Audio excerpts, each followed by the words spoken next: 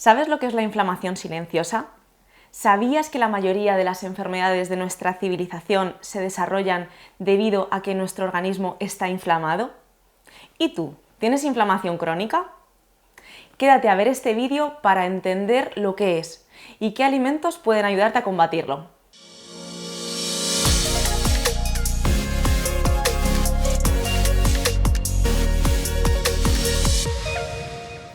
Bienvenidos a Physiolution, vuestro canal de salud y bienestar de confianza.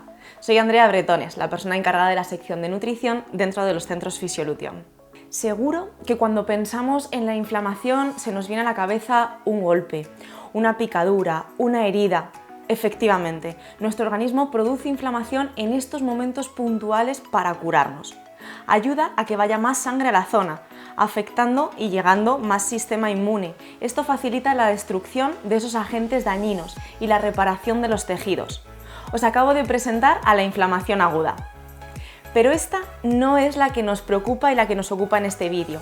La que debemos controlar es la inflamación crónica, la que se mantiene en el tiempo, la que se llama o llaman la inflamación silenciosa, porque pasa desapercibida. Esta inflamación está por debajo del umbral del dolor. Muchos de nosotros igual no sabemos ni que nuestro organismo está inflamado, pero esto va a ser la base de muchas de las patologías actuales, como la artritis reumatoide, el Alzheimer, las enfermedades cardiovasculares, como por ejemplo la aterosclerosis o el colesterol alto, también el hipotiroidismo o por ejemplo la psoriasis, muchos problemas de piel. Por tanto, existen dos tipos de inflamación, y es la crónica la que le debemos prestar especial atención. ¿Por qué genera inflamación crónica? Hoy en día hay determinados agentes estresores que permanecen en el cuerpo afectando constantemente nuestro sistema inmune y produciendo sustancias proinflamatorias, como por ejemplo los aditivos, contaminantes, virus, como por ejemplo el virus Epstein-Barr, virus que ni siquiera sabemos que tenemos, alimentos proinflamatorios, el estrés, el sobrepeso. Esto nos mantiene constantemente inflamados y esta inflamación mantenida genera alteraciones metabólicas o disfunciones, por ejemplo en la glándula tiroides, generando un hipotiroidismo. Todas las enfermedades que padecemos actualmente están relacionadas con el estilo de vida y con la inflamación. Por ejemplo, el estrés en un momento puntual sabemos que es bueno porque nos va a mantener alerta y esto va a ayudarnos a resolver mejor un conflicto. Pero cuando mantenemos este estrés en el tiempo, nos lleva a producir mucho cortisol y esto genera citoquinas que son proinflamatorias. El sobrepeso también nos lleva a que haya más inflamación en el organismo, generando cambios metabólicos y esto nos puede llevar, por ejemplo, a una resistencia a la insulina y por lo tanto, como consecuencia, a una diabetes tipo 2. Más enfermedades relacionadas con la inflamación son todas las enfermedades neurodegenerativas, como por ejemplo el Alzheimer, el Parkinson, la demencia.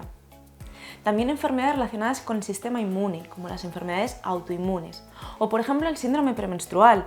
Muchas mujeres vienen a consulta sufriendo síntomas como dolor durante el periodo, inflamación en las mamas, cambios de humor, y sin embargo las hormonas están en los parámetros adecuados. Pero lo que no saben es que de base hay una inflamación que está afectando a los tejidos día tras día, afectando así a nuestra salud reproductiva. Otras enfermedades relacionadas son el asma, las alergias, el dolor muscular o falta de fuerza, la esclerosis múltiple, la inestabilidad emocional, etc. No digo que esto sea el único motivo por el que se van a dar todas estas enfermedades, pero sí la base. ¿Cómo debe ser una dieta antiinflamatoria? Igual estáis pensando, venga Andrea, dinos qué alimentos tenemos que tomar porque son antiinflamatorios. Pues bien, aquí la primera y más importante de las recomendaciones es evitar los alimentos que nos inflaman. El primero, el más importante, el gluten. El gluten es proinflamatorio. ¿Y en qué alimentos encontramos el gluten? Pues en el trigo, en el centeno, en la cebada, en la avena. Estos debemos reducirlos o eliminarlos. Incluso, bueno, pues ya os digo, deberíamos erradicarlos de la alimentación. Esto dependiendo de cada persona. Por eso hay que individualizar y personalizar. El segundo son los procesados. Prácticamente todos los aditivos que van añadidos en los alimentos afectan y alteran nuestro sistema inmune. El tercero es el azúcar y los refinados. Fuera, estos picos de glucosa generan picos de insulina que también es proinflamatoria. El cuarto, las grasas vegetales, como el aceite vegetal de palma, de maíz, de girasol. Por otro lado, ¿qué alimentos van a ser los más recomendables? La dieta antiinflamatoria tiene que ser de bajo índice glucémico, que no se generen picos de glucosa. Controlar la cantidad de omega 3, alimentos antioxidantes y alimentos depurativos. Vale, muy bien. ¿Y cómo llevamos esto a la práctica? ¿Qué alimentos debemos tomar? Bueno, pues tiene que quedar claro que como regla general tienen que ser vegetales de colores. Cada pigmento que le da color a nuestras verduras, frutas, hortalizas van a ser antioxidantes y por lo tanto también antiinflamatorios. Productos frescos, alimentos integrales. Y entre todos estos he seleccionado 5 alimentos. ¿Cuáles van a ser?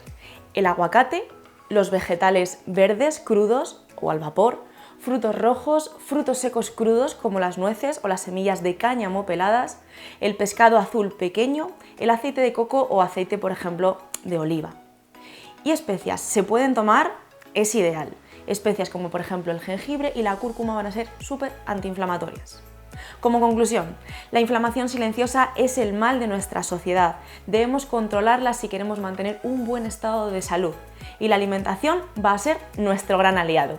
A ver chicos, quería comentaros, tenemos un bendito problema y es que me dejáis muchísimos mensajes de tengo acidez, me duele la tripa, me duele la cabeza y como son cosas muy personales me cuesta mucho contestaros individualmente.